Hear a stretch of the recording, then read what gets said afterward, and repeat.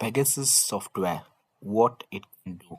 Pegasus is actually a spyware that can be installed in any mobile device without the user knowing that it has been installed.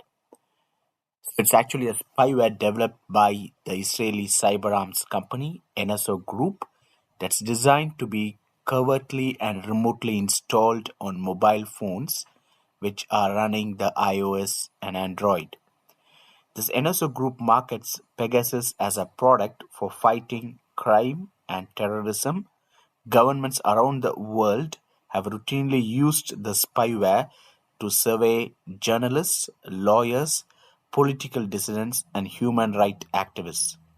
The sale of Pegasus license to foreign governments must be approved by the Israeli Ministry of Defense.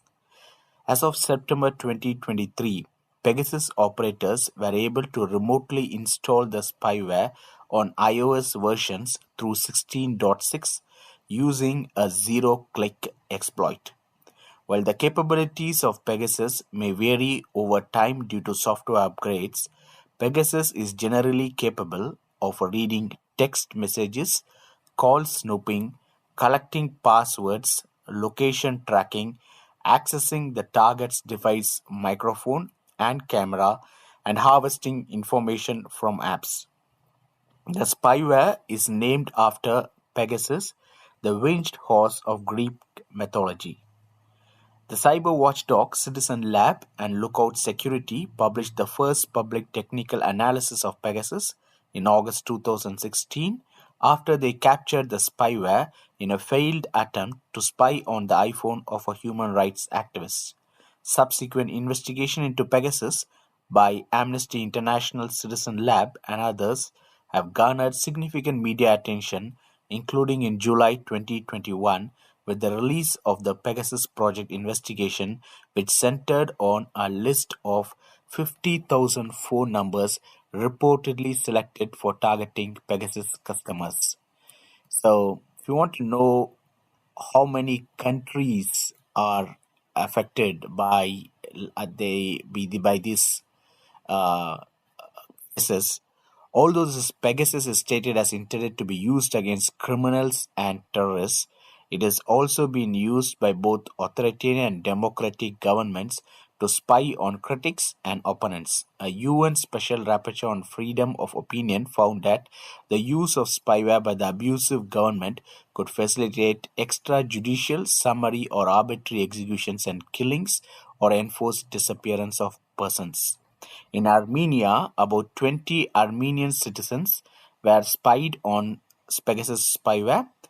The media expert Arthur Papian said it targeted the key figures of the opposition and the government, current and past government employees who knew valuable state secrets and have political influence, including the former director of the National Security Service and current chairman of the center-right Homeland Party. The local experts suspect that they were targeted either by the government of Armenia or Azerbaijan or perhaps both. In Bangladesh, reports and investigations indicate Bangladesh is among 45 countries where Pegasus spyware infections were detected between 2016 and 18, according to Citizen Lab cybersecurity research. The spyware developed by Israel's NSO Group enables undirected access to smartphones, messages, cameras, and microphone. Citizen Lab identified an operator code-named Ganges using politically themed domains to target devices in Bangladesh, India, and Pakistan. During the 2018 elections, opposition figures reported phone intrusion consistent with Pegasus infections. Though no direct government link was proven, the government denies purchasing or using Pegasus, calling allegations baseless. Bangladesh lacks comprehensive cybersecurity laws, relying on ICT Act 2006 and Digital Security Act 2018, which prohibit unauthorized surveillance but remain inadequate against advanced spyware. There are a lot of countries where the spyware is installed and it's operating.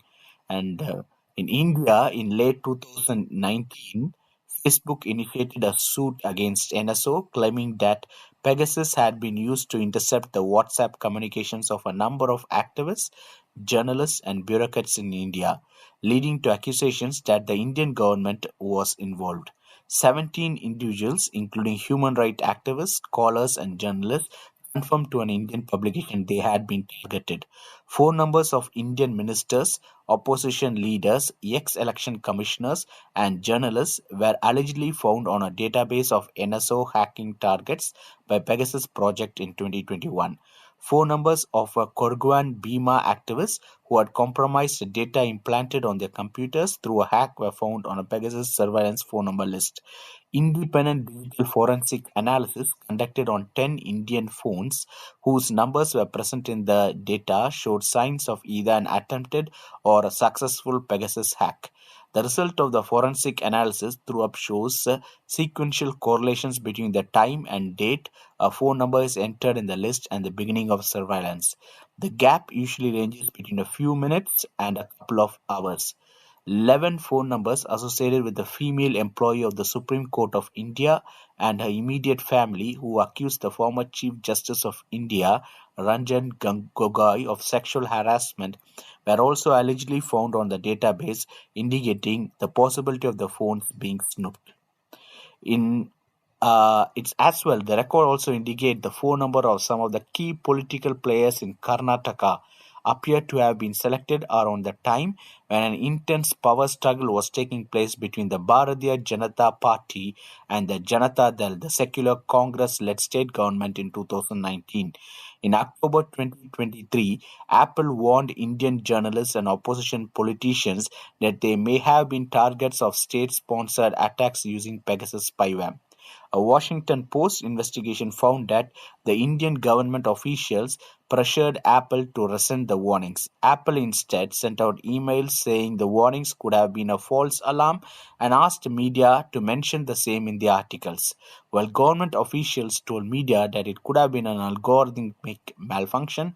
Minister of Commerce Piyush Goyal said that the warnings were a prank by Apple.